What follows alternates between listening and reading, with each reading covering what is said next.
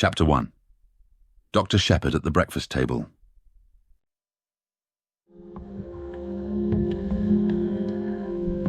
Mrs. Ferrars died on the night of the 16th to 17th of September, a Thursday. I was sent for at 8 o'clock on the morning of Friday the 17th. There was nothing to be done. She had been dead some hours.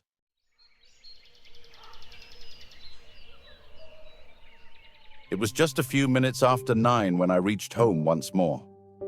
I opened the front door with my latchkey and purposely delayed a few moments in the hall, hanging up my hat and the light overcoat that I had deemed a wise precaution against the chill of an early autumn morning.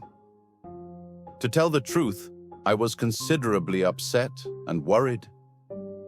I am not going to pretend that at that moment I foresaw the events of the next few weeks. I emphatically did not do so, but my instinct told me that there were stirring times ahead. From the dining room on my left, there came the rattle of teacups and the short, dry cough of my sister Caroline. "Is that you, James?" She called. An unnecessary question, since who else could it be? To tell the truth, it was precisely my sister Caroline who was the cause of my few minutes' delay.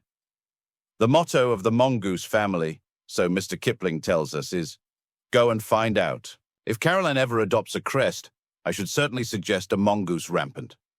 One might omit the first part of the motto. Caroline can do any amount of finding out by sitting placidly at home. I don't know how she manages it, but there it is.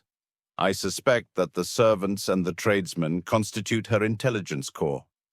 When she goes out, it is not to gather in information, but to spread it.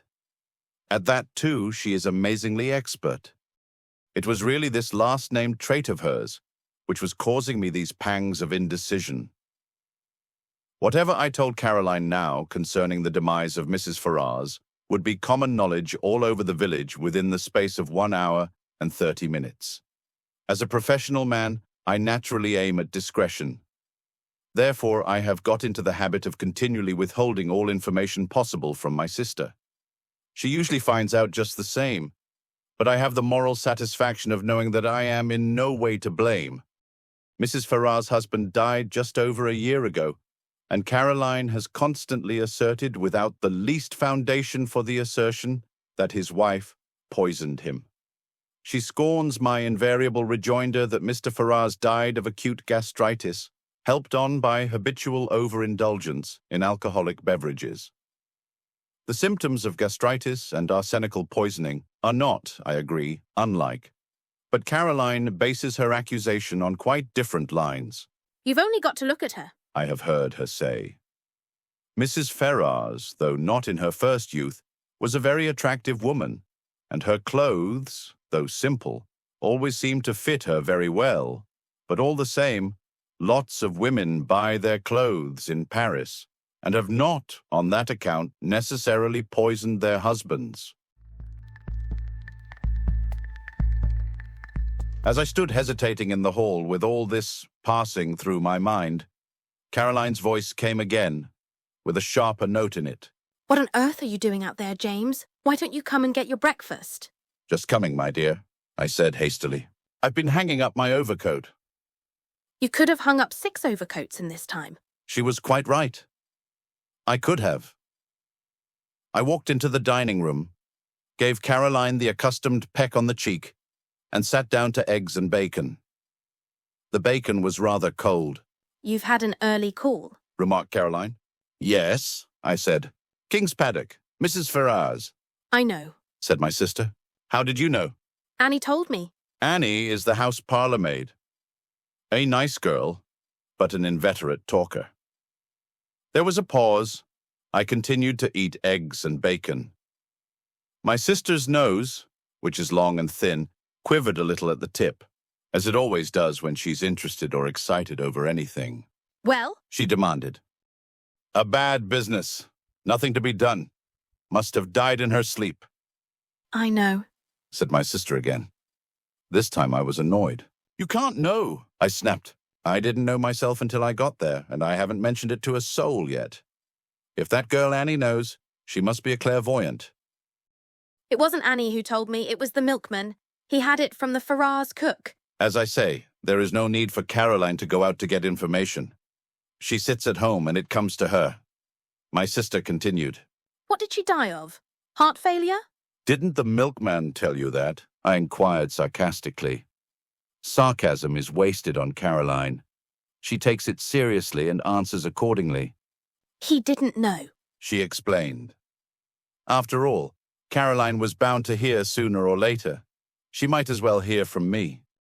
She died of an overdose of veronal. She's been taking it lately for sleeplessness. Must have taken too much. Nonsense, said Caroline immediately. She took it on purpose. Don't tell me. It is odd how, when you have a secret belief of your own which you do not wish to acknowledge, the voicing of it by someone else will rouse you to a fury of denial. I burst immediately into indignant speech. There you go again, I said, rushing along without rhyme or reason. Why on earth should Mrs. Ferrars wish to commit suicide? A widow, fairly young still, very well off, good health, and nothing to do but enjoy life. It's absurd. Not at all. Even you must have noticed how different she has been looking lately. It's been coming on for the last 6 months. She's looked positively hag-ridden, and you have just admitted that she hasn't been able to sleep. What is your diagnosis? I demanded coldly. An unfortunate love affair, I suppose? My sister shook her head. Remorse? She said with great gusto. Remorse? Yes. You never would believe me when I told you she poisoned her husband.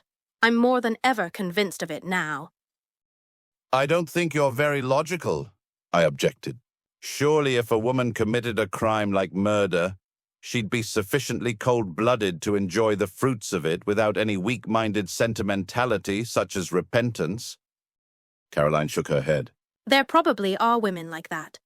But Mrs. Ferrars wasn't one of them. She was a mass of nerves. An overmastering impulse drove her on to get rid of her husband because she was the sort of person who simply can't endure suffering of any kind. And there's no doubt that the wife of a man like Ashley Ferrars must have had to suffer a good deal. I nodded. And ever since she's been haunted by what she did, I can't help feeling sorry for her. I don't think Caroline ever felt sorry for Mrs. Ferrars while she was alive. Now that she has gone where, presumably, Paris frocks can no longer be worn, Caroline is prepared to indulge in the softer emotions of pity and comprehension. I told her firmly that her whole idea was nonsense. I was all the more firm because I secretly agreed with some part, at least, of what she had said.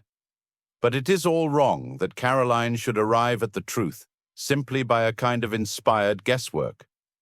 I wasn't going to encourage that sort of thing. She will go round the village airing her views, and everyone will think that she is doing so on medical data supplied by me. Life is very trying. Nonsense, said Caroline, in reply to my strictures. You'll see. 10 to 1, she's left a letter confessing everything. She didn't leave a letter of any kind, I said sharply, and not seeing where the admission was going to land me. Oh, said Caroline.